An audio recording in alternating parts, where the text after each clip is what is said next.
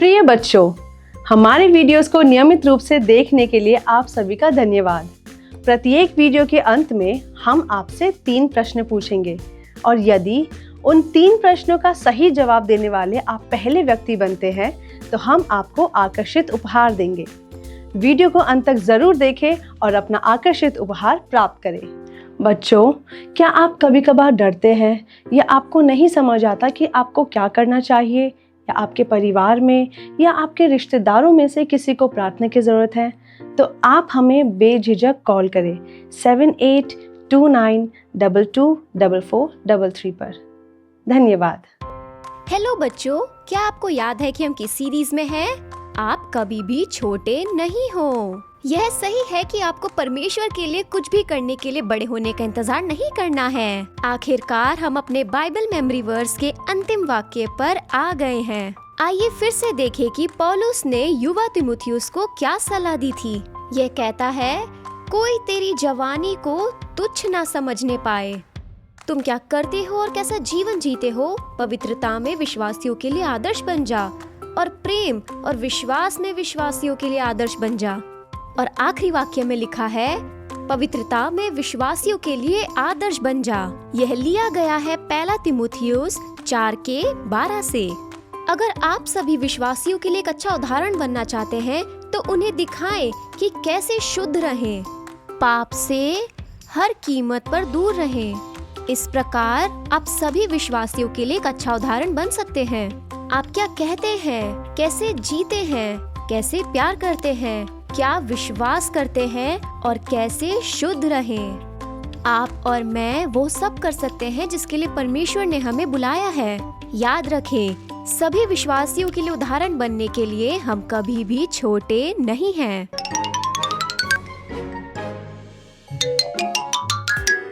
आखिरी पाठ जो हमें सीखने की जरूरत है वह है विश्वासियों को यह दिखाना कि शुद्ध कैसे रहें। यीशु ने कहा, धन्य हैं वे जिनके मन शुद्ध हैं, क्योंकि वे परमेश्वर को देखेंगे। शुद्ध जीवन शुद्ध हृदय से ही प्रवाहित होता है और यह केवल परमेश्वर की सहायता से ही संभव है। अब यहाँ पवित्रता का अभ्यास करने के कुछ व्यवहारिक तरीके दिए गए हैं। सबसे पहला, अपने पापों के संघर्षों को जानें। अगर कोई चीज जैसे किताबें, पत्रिकाएं, संगीत या कोई और चीज आपको पाप करने के लिए प्रेरित करती है तो उससे दूर रहें और उससे छुटकारा पाएं। खुद से पूछें, क्या परमेश्वर इसे स्वीकार करेंगे? क्या यह परमेश्वर का सम्मान करता है? अगर यीशु आपके बगल में बैठे होते तो क्या आप तब भी सुनते या फिर देखते?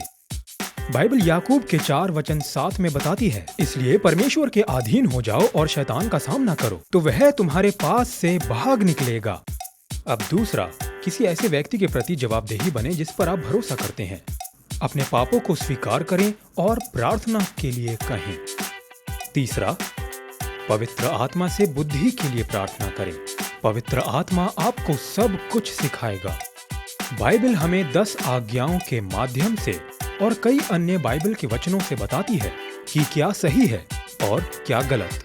शुद्ध होने का अर्थ है यीशु को आदर्श मानकर उसका अनुसरण करना। तो एक युवा कैसे पवित्रता के मार्ग पर बना रह सकता है? परमेश्वर के वचन के अनुसार अपना जीवन जीकर। जब हम परमेश्वर के प्रति समर्पित होते हैं, शैतान का विरोध करते हैं, जवाबदेही रहते हैं, बुद्धि के लिए प्रार्थना करते हैं और परमेश्वर के वचन के अनुसार जीवन जीते हैं, तो हम पवित्रता के मार्ग पर बने रह सकते हैं। इसलिए याद रखें कि आप कभी भी इतने छोटे नहीं होते कि विश्वासियों को शुद्ध होना सिखा सकें।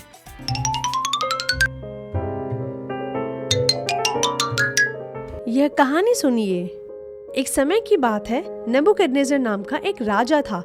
वह बेबीलोन का राजा था। राजा नबूकदनेस्सर ने यरूशलेम शहर पर कब्जा करने के लिए अपनी शक्तिशाली सेना भेजी। कब्जा करने के बाद उसने कुछ युवकों को अपने सेवक के रूप में लिया।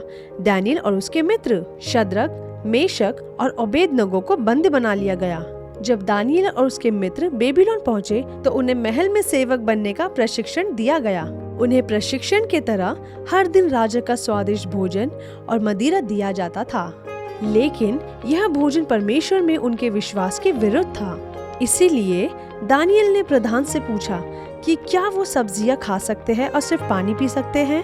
प्रधान को चिंता थी कि वे कमजोर हो जाएंगे, लेकिन दानियल ने उसे 10 दिनों तक सब्जियां खाने और सिर्फ पानी पीने के लिए मना लिया। बच्चों, आपको क्या लगता है क्या हुआ होगा? 10 दिनों के बाद दानियल और उसके दोस्त बाकी सबसे बेहतर दिखने लगे। उन्होंने पवित्र रहकर सही काम किया और वही किया जो परमेश्वर उनसे करवाना चाहता था, और परमेश्वर ने उनका ध्यान रखा। उन्होंने वही खाना खाया जो परमेश्वर चाहते थे, और प्रशिक्षण के अंत में वे सबसे मजबूत और बुद्धिमान व्यक्ति थे। दानियल और उसके दोस्त जवान थे, लेकिन उन्होंने वही किया जो सही था और मुश्किल समय में भी पवित्र बने रहे। अगर दानियल और उसके दोस्त कर सकते हैं, आप भी कर सकते हैं।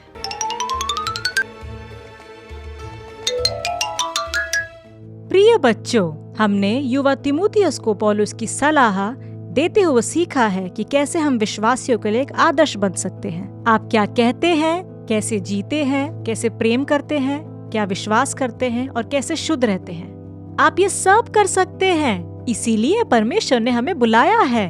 आप कभी भी छोटे नहीं हैं विश्वासियों के लिए एक उदाहरण बनने के लिए। कई बार सही और शुद्ध काम करना मुश्किल होता है, लेकिन आप जानते हैं, अगर आप परमेश्वर से प्रेम करते हैं तो वो आपकी सहायता करेंगे। लेकिन याद रखें, आप कभी छोटे नहीं हैं। क्या ये प्रार्थना हम एक साथ कर सकते हैं? मेरे पीछे दोहराएं।